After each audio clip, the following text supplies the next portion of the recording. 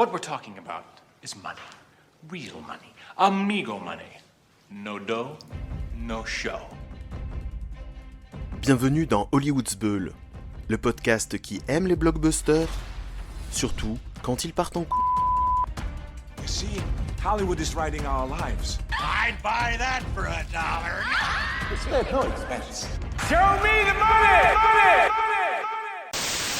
Chères auditrices et chers auditeurs, cet été je vous propose de découvrir ou de redécouvrir des blockbusters méconnus ou oubliés dont nous allons tenter de comprendre les succès ou plus généralement les échecs au box-office en les resituant dans le contexte commercial du cinéma américain des années 80 aux années 2000. Cette année au Festival de Cannes, Francis Ford Coppola et Kevin Costner ont monté les marches pour présenter leur dernier film. Aussi, je vous propose dans cet épisode de revenir sur 2 de leurs échecs avec des œuvres qui ne manquaient pourtant pas d'ambition. Et pour finir, nous poserons nos valises dans une modeste propriété qui a du mal à trouver de nouveaux résidents. What do you think this means? It means we're splitting, I guess. This one's from the heart. Fanny and I busted up. I want to live. This is what I want. I want to go out with a bunch of guys.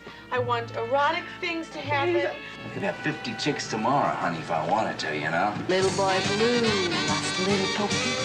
She fell through a hole in the net. What, I look like I got a broken heart? Yes. Abracadabra, no she's disappeared.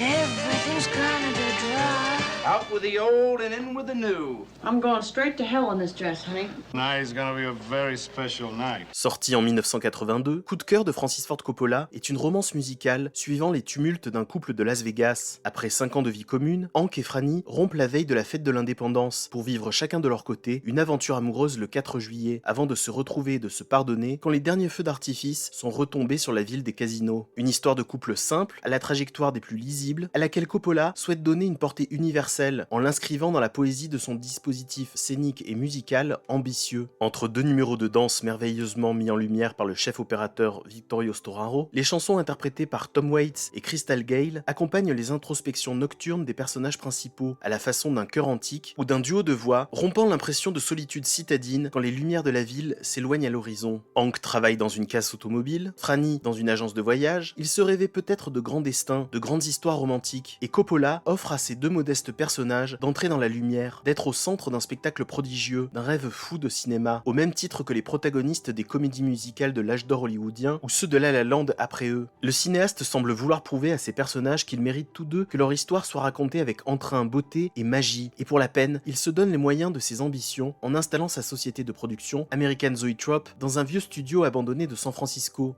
Ce sont sur ces immenses plateaux de tournage que le prestigieux chef décorateur Dean Tavolaris va concevoir le Las Vegas de Coup de cœur, dont l'artificialité assumée donne justement au film des allures de conte sentimental. Une ambition artistique qui portera le budget à 26 millions de dollars, soit peu ou prou celui d'un James Bond de l'époque ou de Blade Runner sorti la même année. Ambition qui ne sera absolument pas récompensée par le public, puisque le film sera le pire échec de la carrière de Coppola, avec moins d'1 million de dollars récoltés au box-office.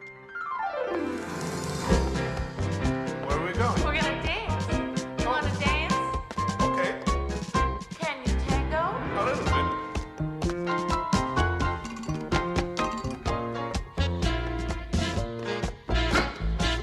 Oh, yeah. Olé. Hey! Ole!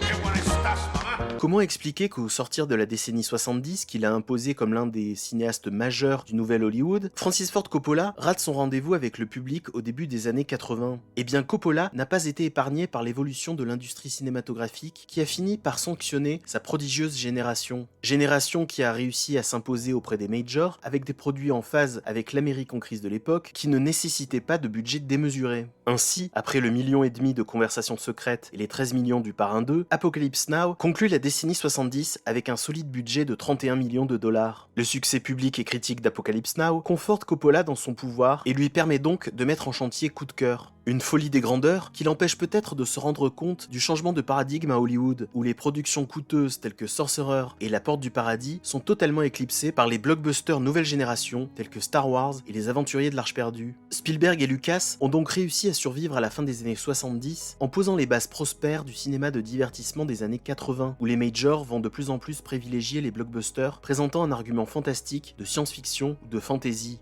Alors il serait tout de même cruel et injuste de faire un parallèle entre Coup de cœur et E.T. l'extraterrestre, sorti également en 1982, dont le succès phénoménal tend à prouver qu'il était davantage en phase avec les goûts du public que la romance de Coppola, car d'une certaine façon, Coup de cœur est également un formidable représentant des années 80. Comme de nombreuses productions 80s, il entretient un dialogue esthétique avec les années 50, par sa légèreté de ton, la vivacité de ses couleurs et sa volonté d'entretenir la magie du 7e art. You are a dangerous man.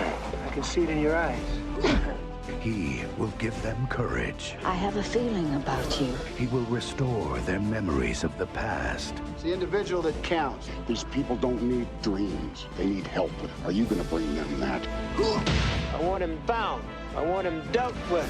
He will unite them. You have a gift, Postman. With a message of freedom. I challenge the leadership of the Klan.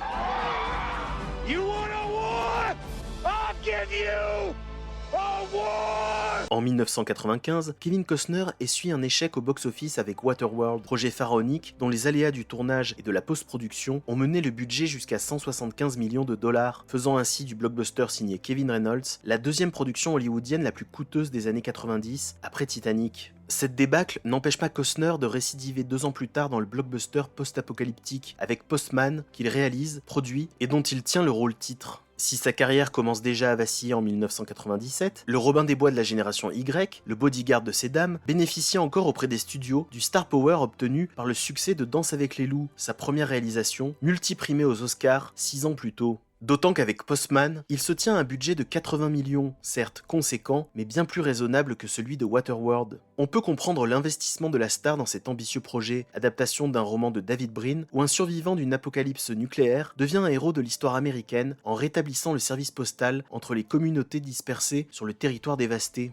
Ode à la civilisation américaine, cavalcade dans les grands espaces de l'Oregon, ce récit entrecroisant le western, les réminiscences de la guerre de sécession et un imaginaire post-nuke avait tout pour inspirer Costner, d'autant plus que le scénario était signé par 2 auteurs prestigieux. Eric Roth, scénariste de Forrest Gump, L'étrange histoire de Benjamin Button et plus récemment Killers of the Flower Moon, et Brian Helgeland, à qui l'on doit les adaptations de LA Confidential et Mystic River. Ross et Helgeland ont certainement rendu un script foisonnant en vue d'une fresque à la fois épique et politique sur la frontière trouble entre mensonge et légende, l'idée de communauté humaine et la trajectoire d'un héros en devenir. Avec ses 3 heures de récit, Postman cherchait sans doute à se parer de cette aura de fresque en exploitant la plupart des thématiques que je viens de citer. Mais la lourdeur de la réalisation et le besoin commercial d'une production de cette ampleur de se fondre dans le moule du blockbuster d'action des années 90 ramènent au final le film à un spectacle grandiloquent, flirtant dangereusement avec le ridicule. Sheriff Briscoe, who the hell are you? I'm a representative of the United States government, authorized by Order 417 of the Restored Congress to reestablish communication route in Idaho and Lower Oregon. What does that mean in English? I'm your postman. Hand me your gun.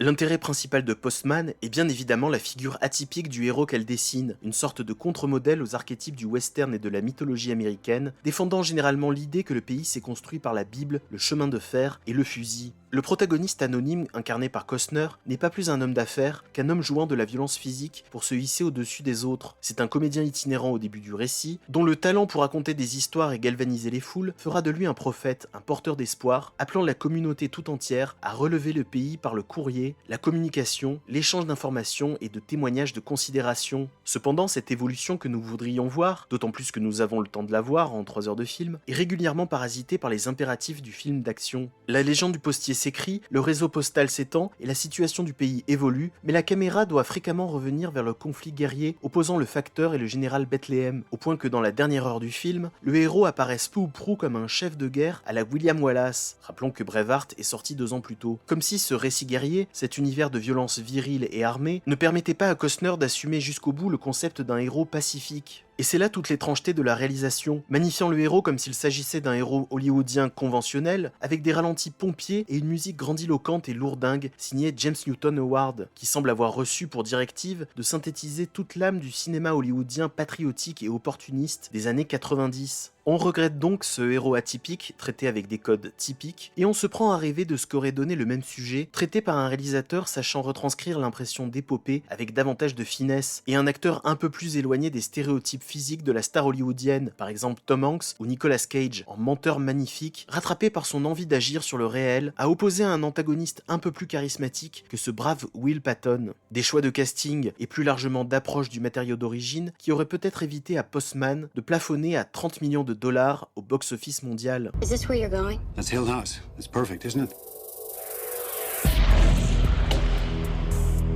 You all suffer from sleep disorders. My job is to find out why. What's the deal with the Addams Family Mansion? I gotta be honest, I don't get a real strong sleep vibe from this place. Don't you love it here? This is so twisted. Calling it an insomnia study allows me to create a highly suggestive environment to observe the dynamics of fear.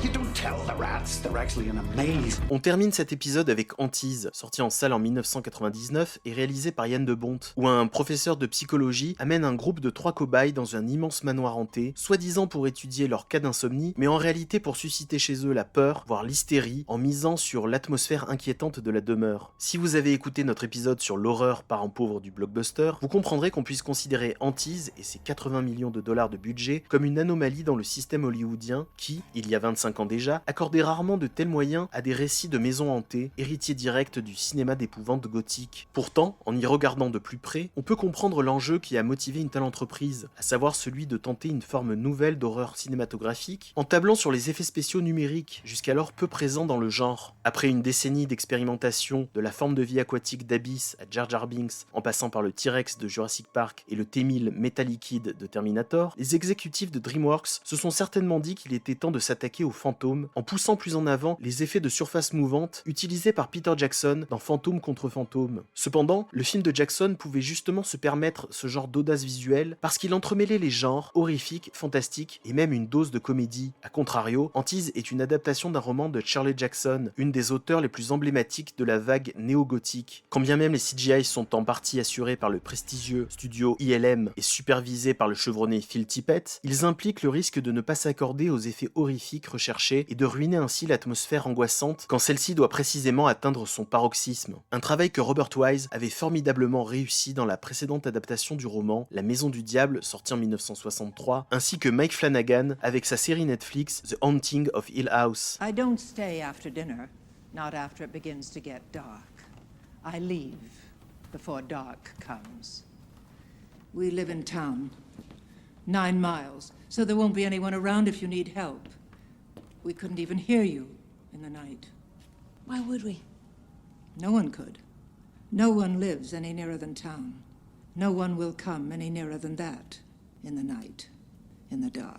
Ne soyons pas trop sévères avec les propositions d'horreur spectaculaires d'Antise, car certaines sont pertinentes et efficaces, notamment dans l'idée de déformer le décor pour lui donner l'allure d'un gigantesque monstre. Les arches devenant des yeux menaçants, ou la tête de lit se transformant en main prédatrice, voilà des idées qui ont le mérite de travailler le concept de film d'horreur moderne et de donner au fantastique sa raison d'être, nous amener à croire et à voir l'incroyable. Hélas, le dernier quart d'heure, avec son spectre vaporeux et ses âmes innocentes s'envolant dans un halo lumineux, bascule dans l'outrance à trop vouloir se montrer spectaculaire et intense en émotion. Plus largement, ce final dénué de mystère et donc fatalement d'angoisse et de poésie participe du ton général du film, trop sage et parfois un peu niais, donnant l'impression d'une attraction imaginée par un enfant plus adepte des parcs Disney que des contes de la crypte. On se doute que Yann de Bont, fort des succès de Speed et Twister, a été choisi par la Major pour sa capacité à orchestrer ce grand spectacle son et lumière, ce qu'il fait finalement comme s'il s'agissait d'un film d'aventure ou d'action, là où on aurait sans doute préféré un réalisateur plus exigeant avec le scénario, afin de mieux servir les personnages à la fois trop caricaturaux et trop effacés derrière la protagoniste Eleanor. Et sinon, à quand remonte la dernière fois que vous avez acheté une place de cinéma pour un blockbuster DreamWorks ? Après quelques tentatives à la fin des années 90 comme Antise, Le Pacificateur et Deep Impact, puis des coproductions avec les autres majors lors des 15 années suivantes, telles que la saga Transformers, Ghost in the Shell et les films de Steven Spielberg, DreamWorks semble avoir largement réduit la voilure depuis quelques années en distribuant des films à petit et moyen budget et en réservant ses plus gros budgets à ses films d'animation tels que Le Chapeauté et Kung Fu Panda 4.